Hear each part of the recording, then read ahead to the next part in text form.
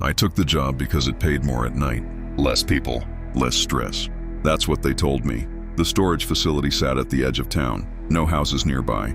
Just highway on one side, woods on the other. At night, the place felt disconnected, like it wasn't part of the city anymore. My shift was 10 p.m. to 6 a.m.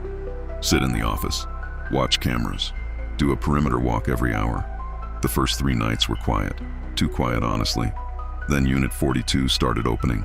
Not fully, just enough for the lock to hang loose like someone had twisted it but didn't have to remove it. The first time, I assumed I missed it during my rounds, so I locked it again, tight. The next night at 1:17 a.m., camera 6 glitched. 3 seconds of static. When the image came back, Unit 42 was open again. I checked the gate log. No entry after 9:30 p.m. No renter access code used, but someone had been inside. Because something new was there. A folding chair, facing the door, and I know it wasn't there before. I told myself maybe the renter moved it and I just didn't notice, but that didn't explain the lock. I walked over with my flashlight. "Hello?" I called out. No response. Unit 42 was rented by someone named Daniel Harper. Paid in cash, 6 months up front. Never saw him. The inside of the unit was mostly normal. A mattress, plastic bins, a small camping stove.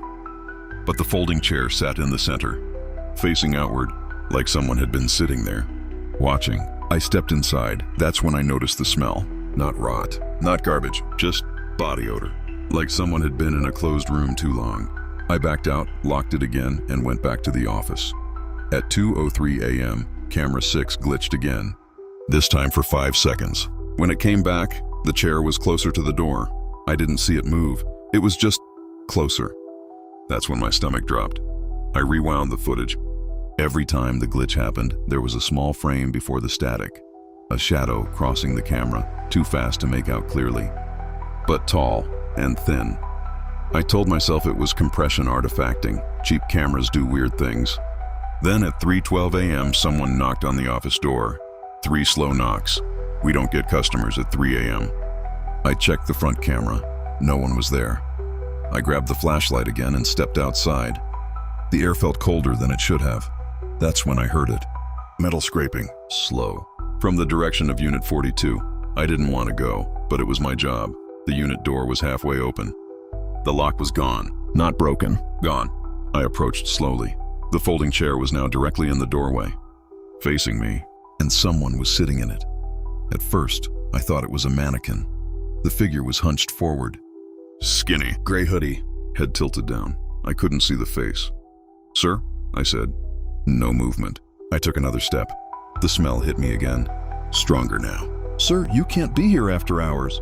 The head lifted slightly. Not fully, just enough for me to see skin. Pale, too pale.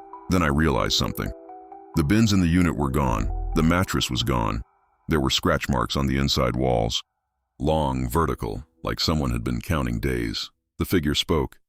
Voice dry, cracked. "You're not Daniel." I froze. "I'm the night security," I said. "Are you Daniel?" Silence. Then he comes during the day. My heart was pounding so loud I could barely hear. "What do you mean?" I asked. The figure slowly stood up. Too slowly, like joints that hadn't moved in a while. "He lets me out at night." I took a step back. "He said I could sit outside now." The smile came before I saw the eyes. Teeth first, then eyes reflecting in my flashlight.